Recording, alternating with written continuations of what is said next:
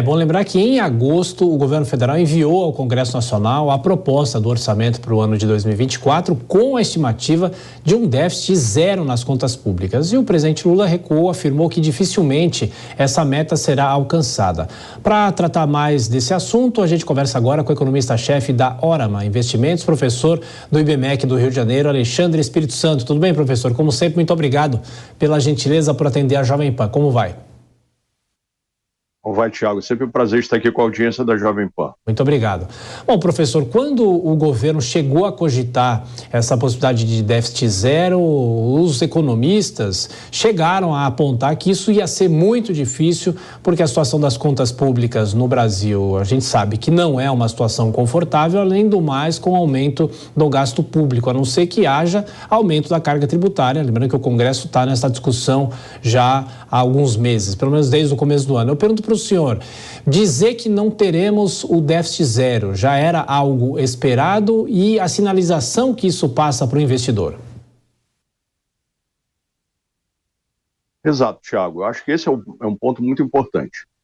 O mercado não trabalhava com o déficit zerado no ano que vem. Nós próprios aqui na Órama tínhamos uma expectativa de um número em torno de 0,6, 0,7 de déficit para o ano que vem. E se você olhar o Boletim Focus, aquele que toda segunda-feira o Banco Central publica, o número é exatamente esse, 0,75. Eu acho que o ponto que é importante é que o ministro Haddad sai relativamente enfraquecido, né, após o presidente Lula dizer, né, que é praticamente impossível de fazermos esse déficit. Porque a equipe econômica, liderada pelo ministro, até a ministra Tebet também, eles vinham, né, sugerindo que iriam se esforçar para entregar o déficit zerado. A gente não pode esquecer, você mencionou muito corretamente, que nós temos uma nova regra fiscal e na LDO ficou lá marcado que nós teremos um déficit zerado. Vai precisar mudar isso, ou então eu não consigo entender muito mais as coisas. O fato é que a gente, neste momento, vai ter um problema adicional.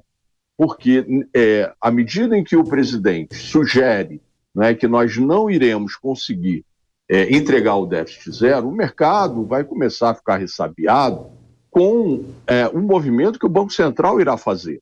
O que a gente lembra é que semana que vem temos uma reunião do Copom, há uma expectativa de uma nova queda de 50 pontos, e depois, para o fim do ano, uma outra queda, passando o ano a 1,75.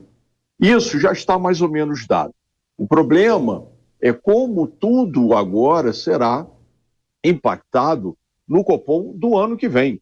Porque aí sim, diante de um cenário externo muito mais adverso, complexo, inclusive por conta desse conflito lá em Israel, né, teremos uma política monetária internacional, liderada pelo FED, muito apertada, e isso pode sim impactar na decisão que o Banco Central fará no juro do ano que vem. Porque o mercado está trabalhando aí com uma queda de Selic em torno de 9,5%, pelo menos esse é a nossa expectativa, mas pode ser que a gente não consiga chegar a essa marca. Professor, na sequência, quem faz a pergunta, professor, é o nosso comentarista, o Cristiano Vilela, que participa do Jornal Jovem Pan também. Vilela. Professor, boa tarde, satisfação falar com o senhor.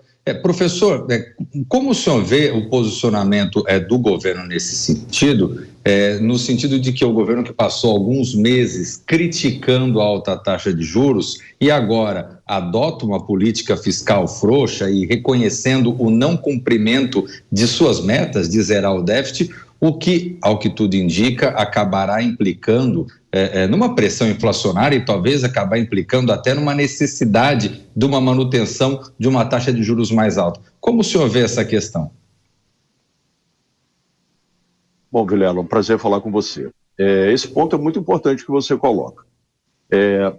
Vamos imaginar que o governo precisaria de em torno de 170 bilhões de reais para o ano que vem para zerar o déficit, que era isso mais ou menos que a gente fazia de conta. Admitamos que o Congresso entregue desses 170 em torno de 70 bilhões. Né? E aí, como é que a gente faria isso? Tem lá taxação de fundos offshore, taxação dos fundos exclusivos, né, que chamam de super ricos, tem as bets, juros sobre capital próprio, dividendo, o próprio CARF. Tudo bem, vamos imaginar que a gente consiga em torno de 70 bilhões. E esses outros 100? E aí, não é, o Vilela, tem um ponto aqui que é muito importante da gente salientar.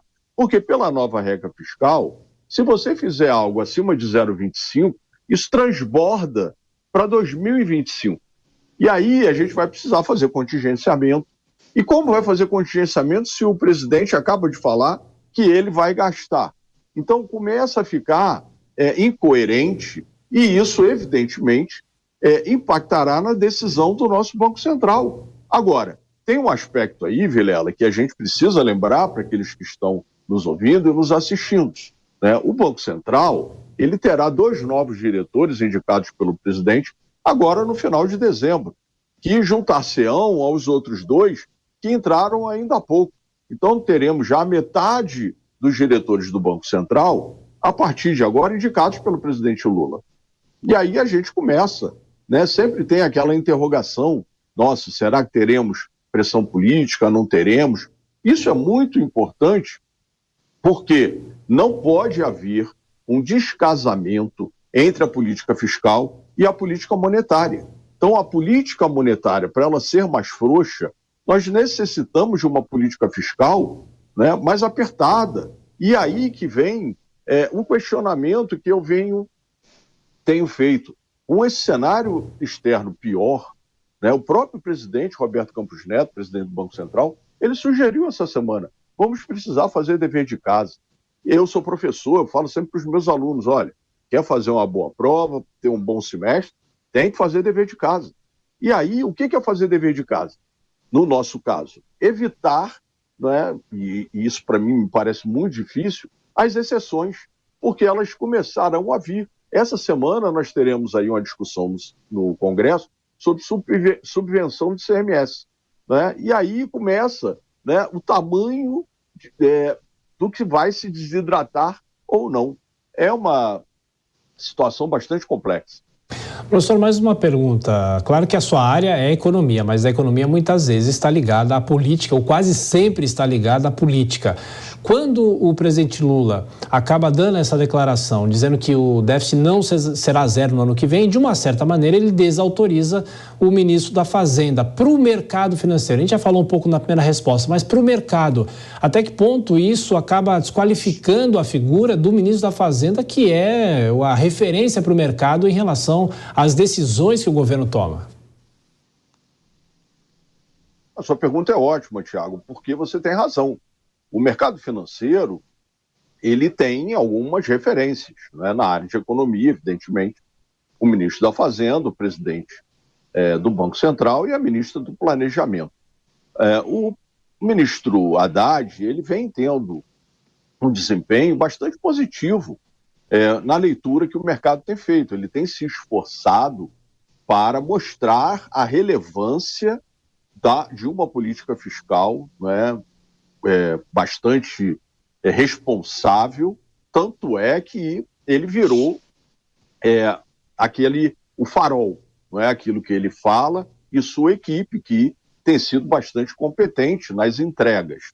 Quando o presidente, evidentemente, né, falando que o que o ministro vem dizendo, a despeito de ser importante, será extremamente difícil de ser concretizado, o mercado olha e fala, poxa, né, o ministro Haddad, a minha visão é que ele precisa se manifestar, né, agora no início dessa semana, para tentar tirar esse ruído, porque senão, efetivamente, ficará desconfortável para ele, né, que vem, e ele e sua equipe, sugerindo há bastante tempo que fará o déficit zero, né, depois do que o presidente falou agora na sexta-feira para os jornalistas.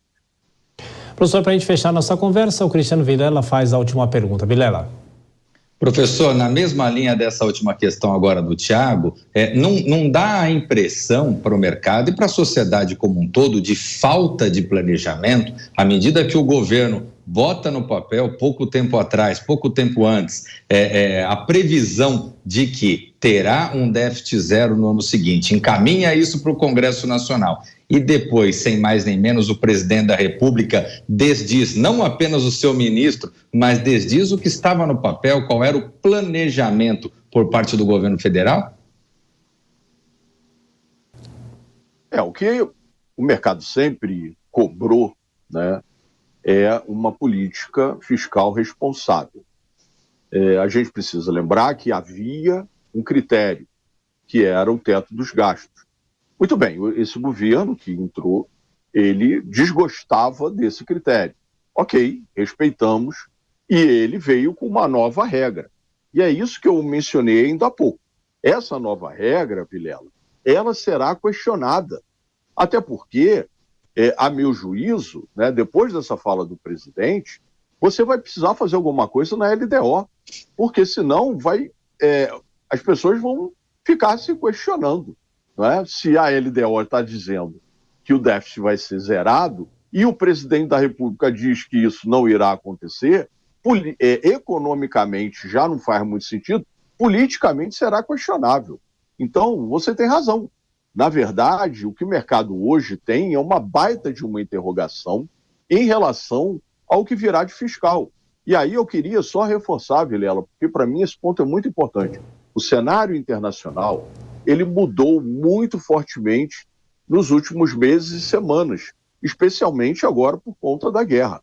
Então, à medida em que o cenário internacional, né, está muito pior, olhando prospectivamente, o barril do petróleo pode ser afetado, torçamos para que não, mas se essa guerra, né, envolver outros países, o preço do barril do petróleo provavelmente passará de $100.